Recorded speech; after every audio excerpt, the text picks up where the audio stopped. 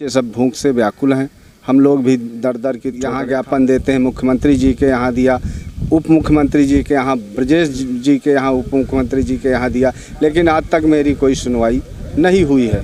9वां महीना है, हम लोग बेरोजगार से किस प्रकार जी रहे हैं ये मेरी आत्मा ही जानती है। मैंने सब जनपद वेद प्रकाश पांडे, जनपद रायबरेली से आए हैं और हमारे 1338 जवानों को बिना किसी आदेश के फालतू तरीके से बैठा दिया गया है और हम सब लोग भूखमरी की कगार पर पहुंच गए हैं। बाल बच्चे भी भूखमरी की कगार पहुंचे हुए करते हैं कि हमारा लोगों का अविलंब जो है ड्यूटी संचालित कर दिया। तो भूखमरी के कगार पर क्यों पहुंच गए, क्या वजह है? सर हम लोग विक्रम सरोवर नाम है।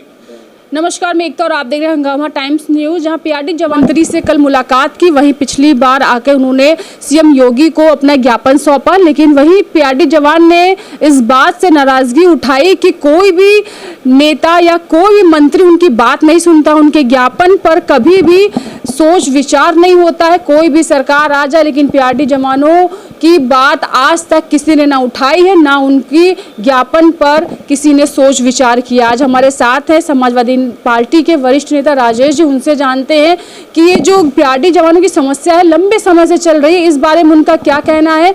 जहां उन्होंने सीएम योगी को भी ज्ञापन सौंपा, कई बार उनके हाथों में दिया गया है। उप मुख्यमंत्री से कल मुलाकात हुई, जहां उनको इस बात का दिलासा दिया गया कि उनकी बात मानी जाएगी, सुनी जाएगी, लेकिन बस ये है कि उनकी जवानी से बुढ़ापे की दहलीज पे वो खड़े हुए हैं।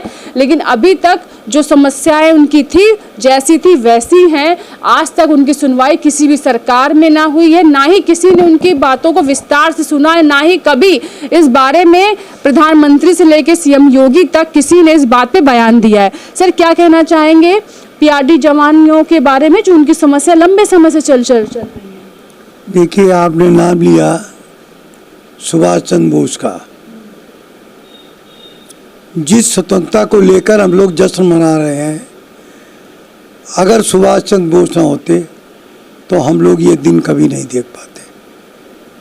हजारों नौजवानों ने बलिदान दिया और उनकी पीढ़ी दर दर ठोकरें खा रही है, उनको नौकरी से निकाला जा रहा है। इससे बड़ा आती कोई नहीं हो सकती है।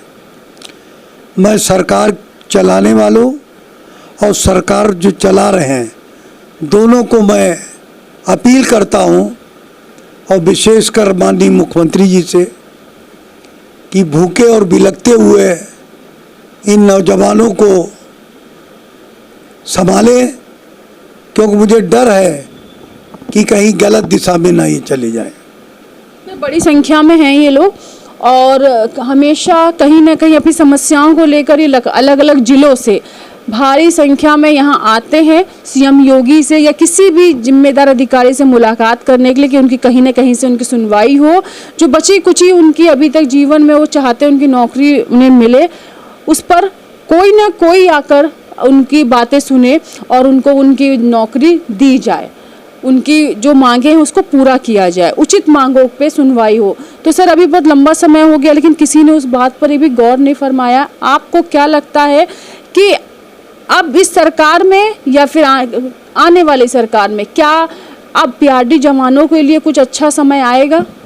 बिल्कुल आएगा, क्योंकि हम लोग पार्लियामेंट में अच्छे बहुमत पे हैं। इस पूरे प्रकरण को पार्लियामेंट में भी उठाएंगे और हमारे सांसद उठाने में सहयोग देंगे, हमारे सहयोगी दल सहयोग देंगे और इनके चेहरे जो मुरझाए हुए हैं इस पे मुस्कुराहट लाने की हम लोग पूरी की पूरी कोशिश करेंगे, क्योंकि इन्होंने देश को मुस्कुराहट दी है, इसलिए इनके चेहरे पर भी मुस्कुराहट आना चाहिए। क्रांति रक्षक दल पीआरडी जवानों को जो संदेश सर आप देना चाहेंगे, जो पीआरडी जवान आपको देख रहे हैं स्क्रीन पे, उनके लिए कोई संदेश?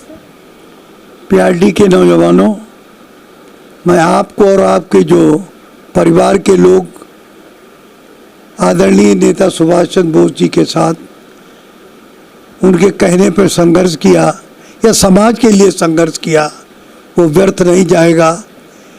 इसको मौखिक रूप से, सामाजिक रूप से और कानूनी रूप से और मास मीडिया के माध्यम से आपका सहयोग किया जाएगा, चाहे विधानसभा हो चाहे पार्लियामेंट हो, दोनों में आपका मुद्दा उठाने का हम और हमारी पार्टी पुरजोर कोशिश करेंगे। आपके उज्जवल भविष्य की मैं कामना करता हूँ।